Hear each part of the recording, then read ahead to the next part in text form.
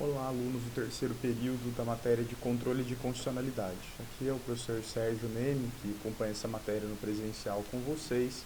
E hoje estou aqui por meio desse vídeo para passar algumas orientações gerais e também falar sobre o nosso encontro de hoje. Como vocês sabem, desde o início dessa epidemia que tem atingido o nosso país, foi determinado por hora a proibição de encontros presenciais nas universidades. E por isso, então, o meio que a gente encontrou de não perder o fio da meada, não deixar de transmitir conteúdo para vocês, foi gravando esses vídeos e, além de gravando esses vídeos, também disponibilizando materiais para vocês. Hoje eu estou aqui na minha casa, mas mesmo assim estarei nos horários de aula de vocês, de cada uma das turmas, presencialmente nos fóruns, aonde vou fazer um questionamento e espero que vocês participem, até para que eu possa mensurar de que forma vocês estão absorvendo esse conteúdo que eu estou passando para vocês. No retrospecto da nossa matéria, a gente já passou por vários itens introdutórios sobre controle de constitucionalidade e hoje eu vou falar brevemente sobre o momento do controle. Eu digo brevemente porque, infelizmente, esses vídeos acabam tendo que ser curtos, eles não têm uma duração de uma aula inteira, seja por uma questão didática, mas seja até também por uma questão de infraestrutura. Torna-se muito difícil subir vídeos muito longos para o YouTube nessas épocas do ano, ainda mais conseguir linká-los com o nosso sistema da instituição. Então, para isso, eu acabo fazendo vídeos de menos de 10 minutos, que vai ser o caso de hoje. Porém, subsidia esse vídeo ou acompanha esse vídeo o material que eu postei para vocês, que é um excerto de um texto, de um livro, na verdade, sobre controle de constitucionalidade. E eu usei esse material hoje justamente por causa de um quadro esquemático que introduz o material, o momento do controle. Porque ele tem um quadro que diferencia muito bem esse controle prévio o preventivo, né, o prévio, do posterior ou repressivo, que é justamente o nosso tema de hoje, são os momentos do controle de constitucionalidade e essa diferença entre controle prévio e controle posterior. Como vocês devem se lembrar, esse vício chamado chamado inconstitucionalidade nada mais é do que uma incompatibilidade entre uma norma inferior com a Constituição. Só que isso pode se dar em momentos distintos. Pode ser que essa inconstitucionalidade seja reconhecida tanto no momento da criação da norma, quanto ela venha a ser reconhecida posteriormente. O reconhecimento a posterior, como o próprio nome diz, também chamado de repressivo, vai ser o tema do nosso próximo encontro, onde, a princípio, o Poder Judiciário atua como forma justamente de extirpar essa norma inconstitucional. Desse, hoje eu não falarei com vocês, o nosso tema hoje é o controle prévio. Controle prévio porque é antes da norma, enfim, entrar em vigor, antes dela efetivamente ser publicada. Vocês vão ver ali que esse controle preventivo, ele pode ser feito, digamos, pelos três poderes, pelo legislativo, pelo executivo e tanto pelo poder judiciário. Pelo legislativo, já conversei um pouco com vocês, mas vocês vão ver bastante aí no material.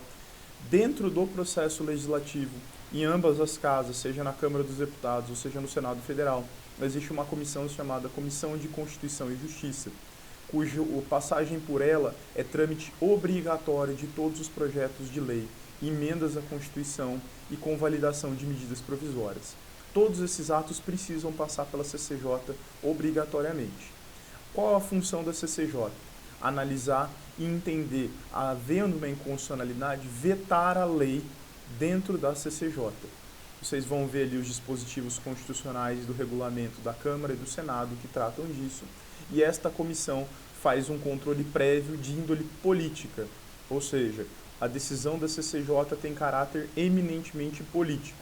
Tanto assim o é que um eventual veto da CCJ a uma lei pode ser derrubado pelo plenário, seja da Câmara, seja do Senado, respectivamente. Ou seja, caso a CCJ entenda que um determinado projeto de lei é inconstitucional, se assim entender, essa decisão da CCJ pode sim ser revisada dentro da própria Câmara dos Deputados ou dentro do Senado. Como? Submetendo isso ao Pleno e o plenário da Câmara ou do Senado, entendendo de forma diferente, eles derrubam o veto da CCJ. Por isso ele é um controle parlamentar e puramente político. Também existe a figura do veto. Esse é exercido pelo presidente da República, que pode, no momento de sancionar, e esse então exclusivamente aplicadas às leis e às medidas provisórias em lei convertida, vetar dispositivos de lei sob o argumento da inconstitucionalidade. O veto por inconstitucionalidade não se confunde com o veto político. O veto político, o presidente diz: veto porque não concordo, devolvo o tema à casa. O veto por inconstitucionalidade é quando ele aponta esse vício de inconstitucionalidade e por isso devolve o processo às casas legislativas. Nesse retorno às casas legislativas, o veto por inconstitucionalidade terá um trâmite diferente do veto político. E é óbvio que, se tratando de um veto por inconstitucionalidade, deverá o presidente fundamentar de que forma essa inconstitucionalidade foi apurada. E, por fim, dentro desses controles prévios ou preventivos, existe a figura do próprio Poder Judiciário. Parece estranho, antes da lei entrar em vigor, o Poder Judiciário atuar para fazer controle de constitucionalidade. De uma certa forma, sim, isso é possível. Quando? Quando se trata de uma inconstitucionalidade formal. O que é inconstitucionalidade formal e o que é inconstitucionalidade material? Material é quando a matéria, o assunto, o conteúdo da norma seja inconstitucional. A inconstitucionalidade formal é um vício de tramitação, de criação da norma. Ou seja, disse inconstitucional formalmente uma lei que não obedeceu os critérios previstos na Constituição para sua criação. Nesse caso da inconstitucionalidade formal, pode sim o Poder Judiciário atuar. Como? Por meio de mandado de segurança impetrado por parlamentar. Qualquer parlamentar, ao se deparar com a tramitação de uma lei que não obedece os ritos previstos na Constituição, pode impetrar mandado de segurança no Supremo Tribunal Federal, que pode suspender a tramitação da lei sob o argumento de que aquela tramitação cria uma inconstitucionalidade formal.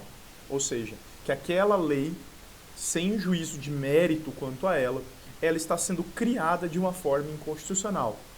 Mas para isso, o Poder Judiciário obviamente não age de ofício, ele precisa ser provocado. Quem tem legitimidade para fazer isso? Qualquer parlamentar. Um cidadão comum pode? O Supremo entende que não tem legitimidade. Então, como eu preciso encerrar aqui, até pela limitação que a gente tem de tema, os temas da inconstitucionalidade preventiva, do controle preventivo de constitucionalidade são esses.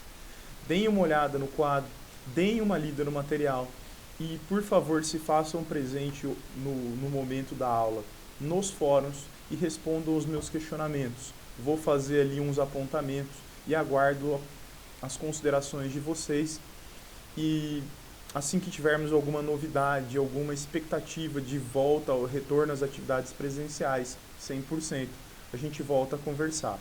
Daqui em diante, até que isso ocorra, o nosso contato vai ser dessa forma. Vocês também podem falar comigo pelo aquele ambiente chamado Sala do Café, pelo Fórum da Disciplina e também pelo e-mail institucional.